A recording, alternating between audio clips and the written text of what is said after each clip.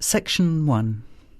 You will hear a phone conversation in which a woman talks to a public transport official about something she has lost.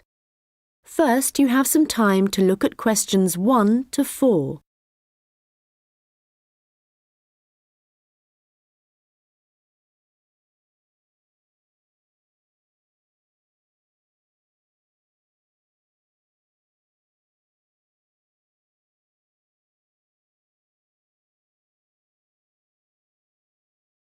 Hello, City Transport Lost Property.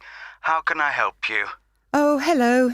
Yes, I'm calling about a suitcase I lost yesterday. I don't suppose I'll get it back, but I thought I'd try. Well, some people do hand lost items in, so you might be lucky. Let's put the details into the computer. OK. Right, so let's start with a description of the suitcase. OK, well, it's small, and it's the type you can pull along on wheels. How about the colour? Yes, it's black, but not exactly plain black. It has some narrow stripes down it, sort of grey. Actually, no, they're white, now I think about it. OK, I'll just add that information. Now, were there any items inside it? Yes, I had a big bunch of keys in there. Luckily, my assistant manager has an identical set, so she's going out this morning to get some copies made. So, therefore, your office... That's right. My house keys were in my pocket, thank goodness. Anything else? There were a lot of documents, but they're saved on my laptop anyway, so they don't matter so much. But the thing I'm really worried about, I haven't even taken it out of the box yet, is a camera I just bought. That's really why I'm calling. I can't believe I've lost it already. I see. Well, let's hope we can find it for you. Was there anything else? I don't think so. Any credit cards? They were in my handbag, and I had my passport inside my jacket pocket. Before you hear the rest of the conversation, you will have some time to look at the questions 5 to 10.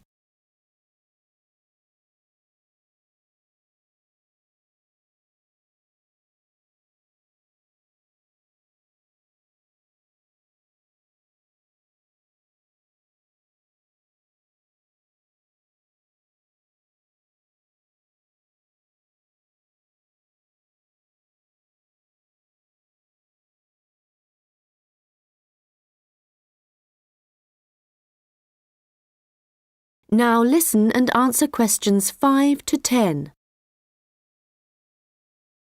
Money, clothing, any personal items? Let me think. I had an umbrella. It was black. No, blue. But obviously that isn't as important as the other things. No, but it all helps us identify your property and get it back to you. Anyway, I just need to ask you for some basic details about your journey. So it was yesterday, was it? That's right. In the afternoon. Around 2 p.m, maybe 2:30. OK, so that'd be May the 13th. Yes. I was heading to Highbury. That's where I live. All right, and you mentioned a passport, I think. So you were coming from the airport, I presume? Yes, and I was looking forward to getting home so much, and what with being tired and everything, I think that's why I just forgot about the case. And how were you travelling when you lost your property? What kind of transport were you using? I thought about getting the train, but that would have meant a bus journey as well, and I couldn't be bothered. So I decided to take a taxi eventually. That's where I must have left it. Well, that's good news in a way. It's more likely that a driver would have found it and handed it in. I hope so. Well, I need your personal details now. Can I have your full name, please? Yes, it's Lisa Docherty. I'll spell that for you. It's Docherty. Thank you. And next, if I could have your address, the best address to send you the property if we manage to locate it. Sure. It's number 15A, River Road. And that's Highbury, as I said. Thank you. Just a moment. There's just one final thing. That's your phone number. I guess my mobile would be best. Hang on. I can never remember my own number. OK, I've got it. It's 07979 605 437. Very well. I think that's everything we need at this end. I'll have a look at the data on... That is the end of section 1. You now have half a minute to check your answers.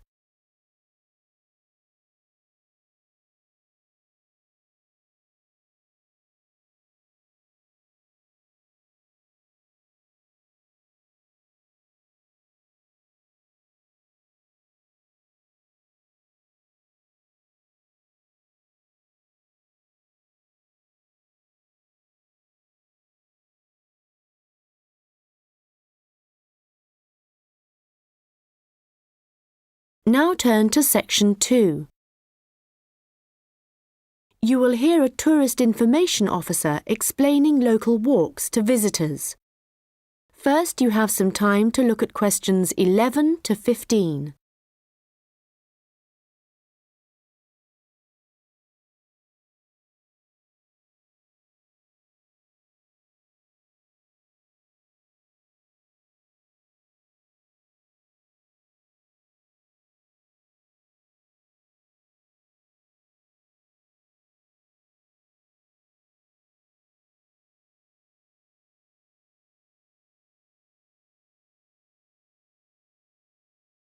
Welcome to everyone here. I hope you enjoy your stay in our village and enjoy the local scenery. I'll tell you a bit about the forest and mountain tracks in a minute, but first, I'll just give you an idea of where everything is in the village. So, we're here in the Tourist Information Center, and when you come out of the center, you're on Willow Lane, just opposite the pond. If you want to get to the supermarket for your supplies of food and water, go right. That's the quickest way, and then turn right at the top of Willow Lane. And it's the second building you come to, opposite the old railway station.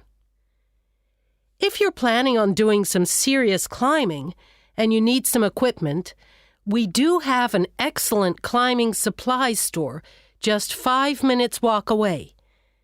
Turn left once you're outside the Tourist Information Center. Take Willow Lane all the way up to Pine Street. You want to go left along here. Then keep walking and go up Mountain Road on your right until you come to the next turning on the left. Head down there and you'll come to the climbing supplies store. If you get to the small building that sells ski passes, you'll know you've gone too far. You also need to head to Pine Street for the museum. It's small, but well worth a visit if you're interested in the history of the village and the old gold mining industry. So, when you reach Pine Street from here, you'll see the old railway line on the other side of the road. Turn left into Pine Street and keep going until you come to Mountain Road. And just past here, the museum will be on your left, just behind the railway line. Don't worry about crossing over the tracks. The train stopped running through here in 1985. If you're planning on following one of the easier forest walks, you might like to hire a bicycle. To get to the hire shop, again, you need to head to Pine Street. On the left-hand side of Pine Street, you'll see the town hall. Go down the little road that you come to just before it, and you'll find the bike hire shop just behind the hall. They have a good range of bikes, so I'm sure you'll find something that suits your needs. Last but not least, if you're hungry after a long day's trek, I can recommend our local cafe. Again, when you leave the Tourist Information Center, turn right and follow Willow Lane until it joins Pine Street. And right opposite, on the far side of the railway tracks, is the cafe. Before you hear the rest of the conversation, you will have some time to look at the questions 16 to 20.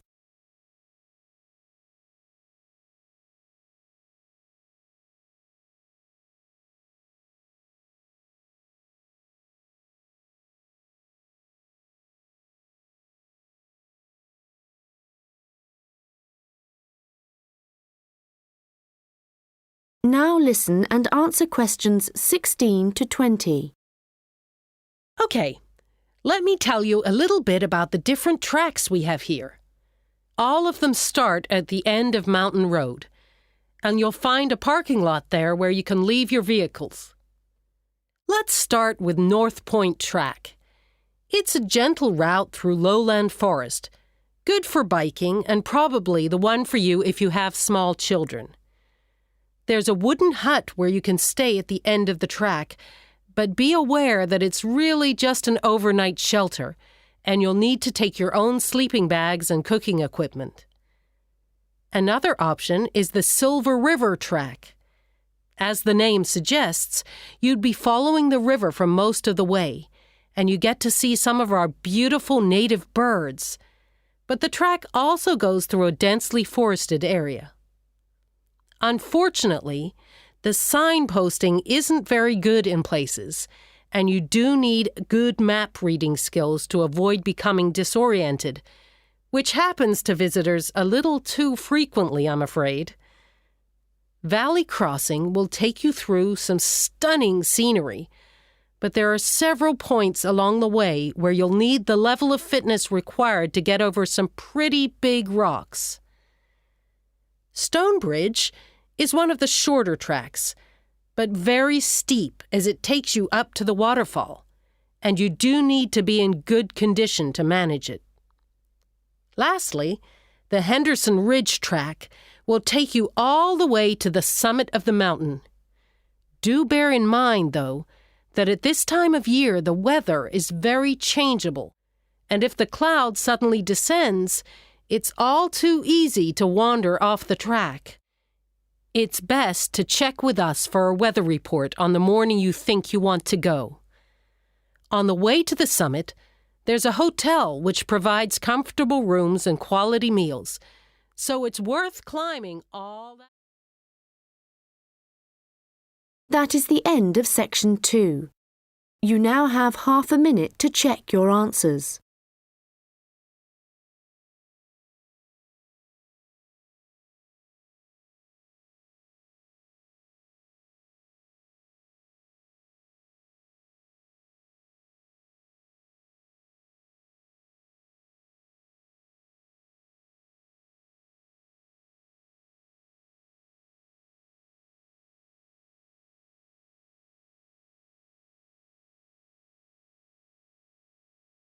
Now turn to section 3. You will hear a student discussing his case study with his tutor. First, you have some time to look at questions 21 to 25.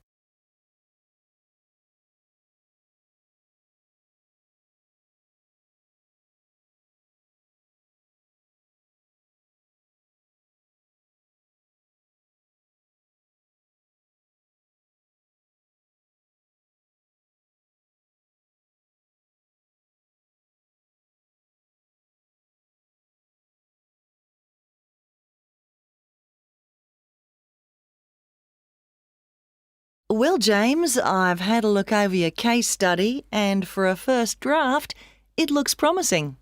I have to be honest. When you told us we had to write about a furniture company, it didn't sound like the kind of thing that would interest me. But since then, I've changed my mind. Why's that? Well, as you know, Furniture Rossi is an Australian company. still comparatively small compared to some of the high street stores, but it's got plans to expand into foreign markets, so I chose it for that reason. It's going through a transition. It's a family-run business aiming to build a global brand. All right, and you've made that clear in your writing. One thing, though, that I think you've overlooked is why Luca Rossi started a furniture company here in Australia in the first place. Well, he'd just got an arts degree, hadn't he? And people were trying to talk him into an academic profession, but he wanted a practical job, something he thought would be more satisfying in the long run. His grandfather had been a craftsman. He'd made furniture in Italy, and he'd passed this skill on to Luca's father. And, well, Luca thought he'd like to continue the tradition. Yes, that was the motivation behind his decision. And what was it, do you think, that gave Furniture Rossi a competitive edge over other furniture companies? I wouldn't think it was price. It's always been at the higher end of the market. But according to my research, it was to do with the attitude of the employees. They were really focused on giving good customer service. Yes, Luca Rossi insisted on that. Their promotional campaigns also emphasised the fact that the wood only came from Australian forests. But that was the case with their rivals too, so it wouldn't have made them stand out. OK, we'll have a careful look at the content of your case study in a minute, but I just want to make a general comment first before you start writing your second draft. OK. Yes, what I'd like to see more of is your opinion. A bit more critical thinking rather than the bare facts. But it's good to see you've been careful with your referencing this time. Thanks. And I read and reread my work, so I'm pretty sure there aren't any errors with the language. Yes, it's fine. Oh, but there's one other thing I could probably mention at this point. Yes? Well, at the end of term, you'll also be giving a presentation, also on Furniture Rossi. Yes. I haven't given it much thought yet. Understandably, but while you're writing the case study, I'd recommend you think about what kind of information would be suitable to use in your presentation. Remember, the last time you gave a presentation on a company, you spent a considerable part of the time providing the audience with financial data. But they probably needed to hear more about company strategy. Yes. I did concentrate rather too much on the figures. I'll make sure there's a balance this time. Good.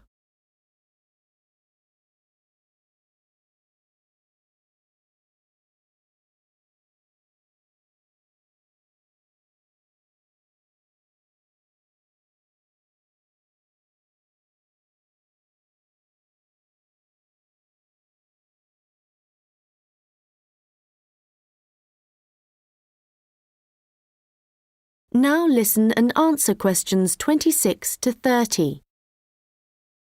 OK, so let's just think about the content of your case study, the history of Furniture Rossi. I see here in paragraph 4, you're talking about how Luca Rossi raised the capital for his new business venture. And then you're talking about the customer base growing much wider. But what was it that prompted this growth? Well, that was to do with the quality of the furniture products that the company was selling. People loved that it was all handmade and would last. And because demand from customers kept growing? Well, then Rossi needed to take on more craftsmen so they could make sure the orders were ready on time. And then he also had to set up 2 new warehouses to make distribution quicker. Yes, and from there, the company really grew. But think what happened next. They started looking at ways to increase their profits and called in a consultant. And what he saw immediately was that the infrastructure was completely outdated. They were paying 3 full-time admin staff just for data entry. So he recommended they upgrade their software programs, and that, in turn, cut operational costs and just speeded everything up.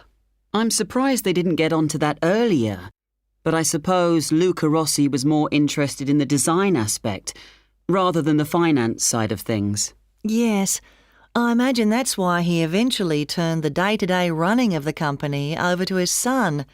And in fact, it was the son, Marco, who persuaded his father to move on from traditional television advertising and go online instead.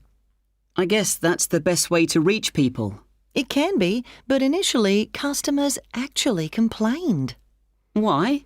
Well, some users found it hard to navigate their way around the website, so they were getting frustrated and giving up. So then the company called in a professional to improve it. Oh, I see. He must have done a good job. They've had a continuous 3-year rise in revenue, so things must be going well. Indeed. And what of the future? Well, I probably need to talk about this a bit more in the concluding paragraphs, don't I? Consumers are already aware of the quality of the furniture, that's for sure. But I think the company is aiming to publicise their values. The fact that they have respect for beauty, durability and functionality and the environment. A lot of companies are already... That is the end of section 3. You now have half a minute to check your answers.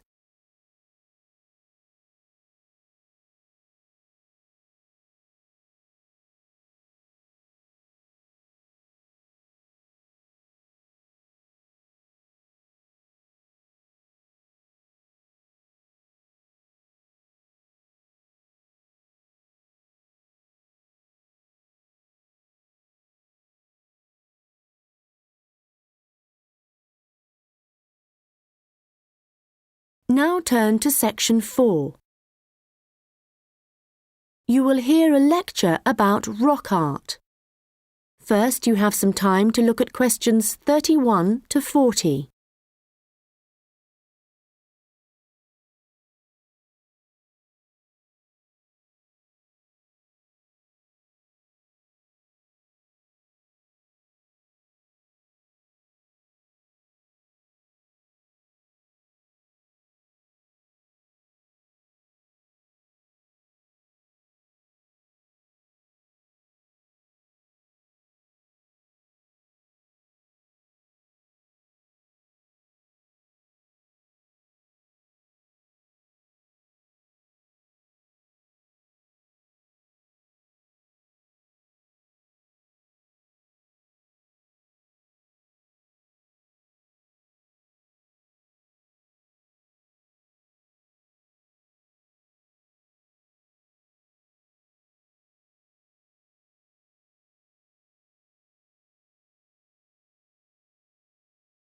Now listen carefully and answer questions 31 to 40.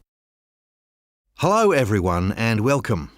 As part of this series of lectures on the development of early humans, today we are looking at rock art, the paintings and drawings produced by prehistoric peoples as they spread across the continents. If you've been lucky enough to look at a piece of rock art close up, you'll know it's an experience that makes you wonder about the passage of time and our own history. But rock art also has a practical value for researchers, and let's start by considering why that is. Firstly, it provides vital information about the way that people evolved, information not always easily obtainable from excavated artefacts alone. Secondly, rock art tells us about migration, where people came from and where perhaps they went next. Rock art is found all over the world, and this in itself is not surprising. But what is rather amazing, you might think, is how similar some images are, whether you're looking at a rock face in South Africa or standing inside a cave in Spain. Let me give you an example. When our ancestors drew humans, they would often draw them as stick figures. But if they drew a face, then the eyes were almost always very prominent, very open and wide. And of course, animals are very common in rock art. But one animal which is very interesting to researchers is the lizard, because whenever you see a prehistoric painting of one, it's depicted either in profile or looking down on it from above. And these drawings are produced by people of totally different cultural backgrounds. Amazing. But how can this be the case, that similar artistic styles exist in such distant locations? In the past, archaeologists believed that trade must have brought people together and that it gave them the opportunity to observe each other's culture, including art styles. But this didn't prove to be the case. Recently, researchers have come up with a new theory. They believe that the brains of our ancestors evolved to notice certain images before others, and this was important, actually essential, because in an environment full of constant danger, it was necessary for survival. So the need to quickly recognise things that could be helpful or harmful could have had a great influence on rock art and explain why some images are more common across cultures than others. Later on, there would have been other reasons why communities produced art, certainly for spiritual and social purposes, and no doubt for political ones too, as different tribes looked for allies and struggled against their enemies. Well, as I said before, you can find rock art all over the world, but I'd like to focus now on the rock art of the Aboriginal people of Australia. The images that survive in this part of the world span at least 20,000 years. In fact, the Aborigines were still practicing this art form in the late 18th century when the Europeans began to arrive, and certain images point to the contact between them. For example, the Aborigines began to draw ships which they would have seen along the coast. It's hard for us to imagine what they must have thought when these first began to appear. Another image that is evidence of European arrival is that of horses, an animal that would have been very alien to the Australian landscape. It isn't actually known how many sites there are across Australia where rock art can be found, but unfortunately we do know that much of the art is being lost to us. Erosion, of course, is one of the key reasons for its destruction, but human activity is also increasingly responsible.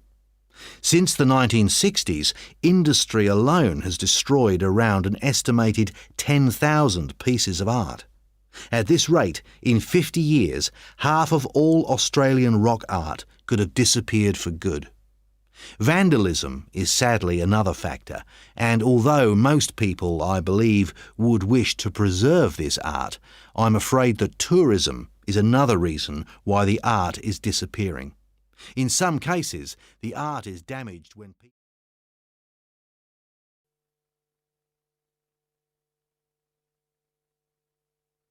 That is the end of the test. Now, check your score